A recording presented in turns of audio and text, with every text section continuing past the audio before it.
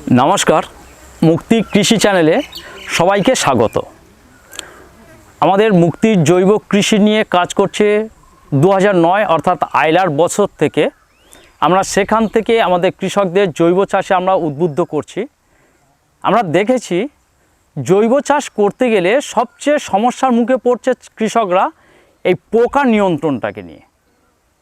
আজকের আমরা আপনাদেরকে দেখাবো যে একটা খুব শক্তিশালী পোকা বিতারক একটা ম্যানিওর তৈরি করে।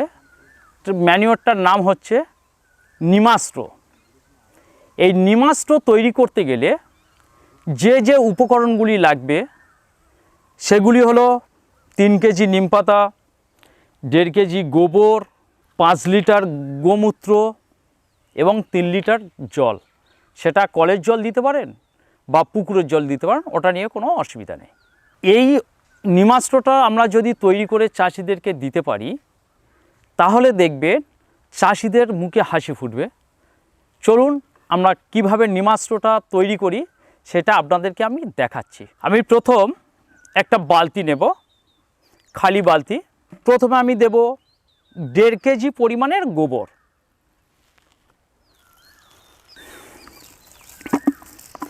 এইবারে এই 1.5 কিলো গোবরের সঙ্গে আমরা 3 কিলো নিম পাতা, আমি এখানে নিম পাতাটা ব্লেন্ডারে আপনি মিক্সচারে করে নিয়েছি, পেস্ট করে নিয়েছি।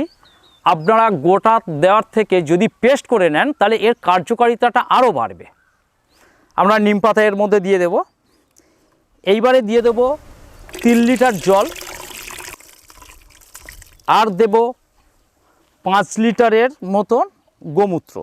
আপনাদের বোঝার জন্য আমি আরেকবার আমাদের উপকরণগুলো আমি পরপর বলছি। আমি 1.5 কিলো গোবর নেব, 5 লিটার গোমূত্র নেব, 3 কেজি নিম পাতা নেব এবং 3 লিটার জল নেব। এবার এই উপকরণগুলো একটি প্লাস্টিক অথবা মাটির পাত্রেতে আমরা ভালো করে মিশিয়ে নেব। এটা কিন্তু কোনো ধাতব পাত্রে আপনারা ব্যবহার করবেন না, দয়া করে মাটি অথবা প্লাস্টিকের পাত্র আপনাদের অবশ্যই নিতে হবে।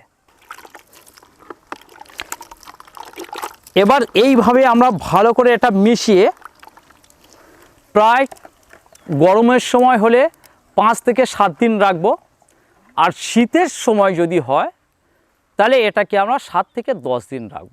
রাখার পর এটা 9:1 অর্থাৎ 9 ভাগ জল এবং 1 ভাগ এই মিশ্রণটা অর্থাৎ নিমাস্ট্রটা নিয়ে আমরা যে কোনো গাছে যে কোনো পোকার জন্য বিকাল বেলায় অর্থাৎ প্রতি রোদে আমরা এটাকে ব্যবহার করব।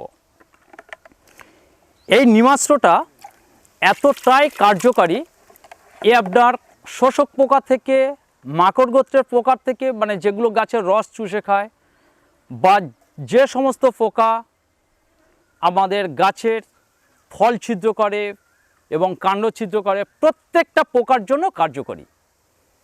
আমরা যখন রাসায়নিকে কোনো কীটনাশক কিনতে যাব সেক্ষেত্রে দেখা গেছে যে মাকড়ের জন্য আলাদা পোকা আমাদের কীটনাশক কিনতে হবে, আমার ফল ছিদ্রকারী পোকার জন্য আলাদা কীটনাশক কিনতে হবে, আমার রস চোষকের জন্য আলাদা কিনতে হবে, আমার মাইটের জন্য আলাদা কীটনাশক কিনতে হবে। কিন্তু এই নিমাস্ট্রটা যখন দেবেন আপনার প্রত্যেকটা পোকার জন্য এই ওষুধটা, আমাদের এই কীট বিতারকটা কার্যকারী। যেমন দেখছেন এই বেগুন গাছে কাণ্ড ছিদ্রকারী পোকা লেগেছে, আমরা যদি প্রতি সপ্তাহে একবার করে নিমাস্ট্রটা যদি আমরা এই গাছে দিই তাহলে এখানে কাণ্ড ছিদ্রকারী পোকা, ফল ছিদ্রকারী পোকা, এমনকি এর মধ্যে কোনো মাকড় বা মাইট গোত্রের কোনো পোকা আসবে না। আমরা এইভাবে এইটা যদি তৈরি করে আমাদের প্রত্যেক কৃষক, তাহলে আমি বলবো খুব সুন্দরভাবে গাছের পোকা নিয়ন্ত্রণ করা যেতে পারে। নমস্কার।